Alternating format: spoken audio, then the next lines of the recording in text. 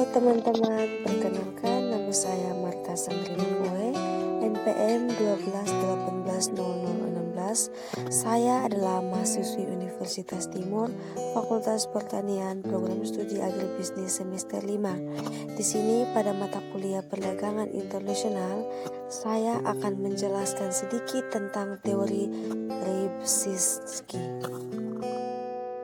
Teorema Rybczynski dikembangkan pada tahun 1955 oleh ekonom Inggris kelahiran Polandia, Tadeusz Rybczynski 1923 sampai 1998. Menurut teorema ini, pada harga barang yang relatif konstan, peningkatan jumlah suatu faktor atau faktor endogen akan meningkatkan output sektor yang menggunakan faktor tersebut secara intensif dan penurunan absolut output sektor lain.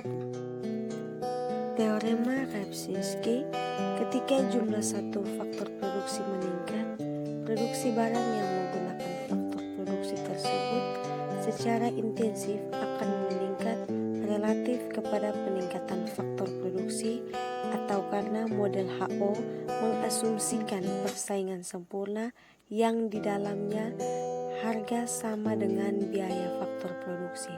Teorema ini mampu menjelaskan efek emigrasi dan investasi modal asing. Dalam konteks model Hackers-Ollin, perdagangan terbuka antar negara berarti perubahan persediaan faktor relatif antar negara yang dapat mengarah kepada perubahan kuantitas dan jenis output antar negara tersebut yang akan mengarah ke kesetaraan harga input produksi seperti gaji atau penyetaraan harga faktor. Yang berikut adalah hubungan antara jumlah faktor dengan output. Teorema Rybczynski menunjukkan bagaimana perubahan banyak faktor mempengaruhi output suatu sektor dalam kondisi penggunaan tenaga kerja penuh atau full employment. Teorema ini berbuat jasa untuk menganalisis pengaruh investasi modal, imigrasi, dan emigrasi dalam konteks model Hackers-Ollin. Pertimbangkan diagram di bawah yang menggambarkan batas bumi dalam warna merah dan batas modal dalam warna biru. Anggaplah di kurva kemungkinan produksi di bawah produksi terjadi pada titik A.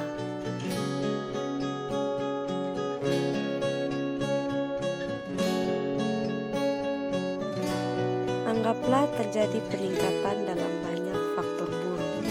Hal ini akan mengakibatkan pergeseran batas buruh ke kanan. Kurva kemungkinan produksi dan maka produksi akan bergeser ke titik B. Produksi baju, barang yang menggunakan faktor buruh secara intensif akan meningkat dari C1 ke C2.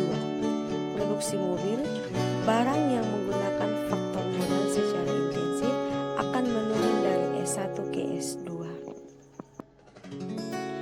Jika banyak modal meningkat, batas modal akan bergeser keluar sehingga mengakibatkan peningkatan produksi mobil dan penurunan produksi baju.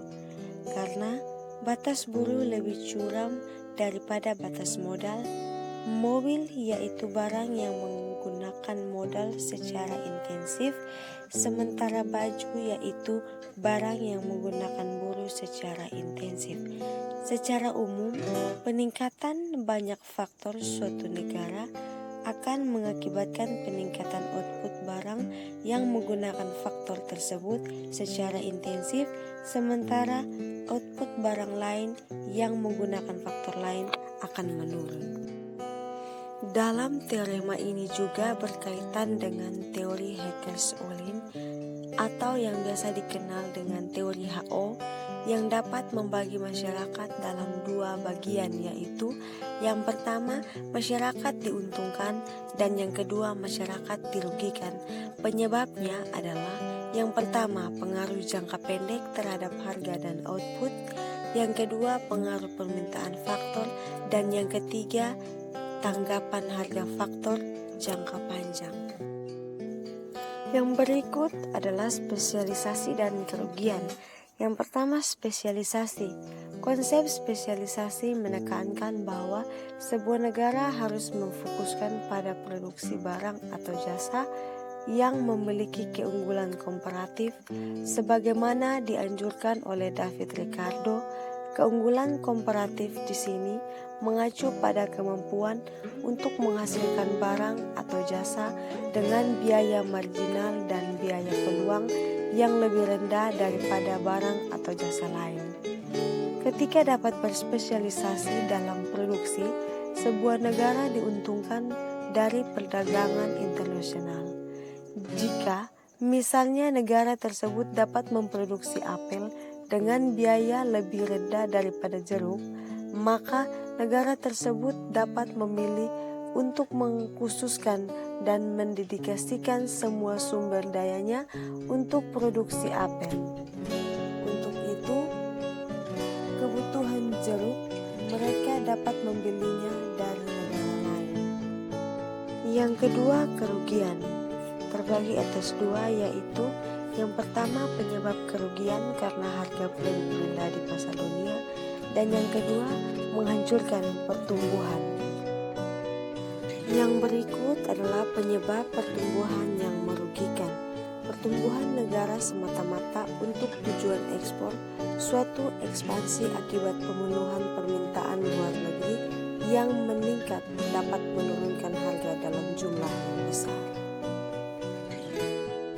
Inilah penjelasan singkat saya tentang teori Rybczynski.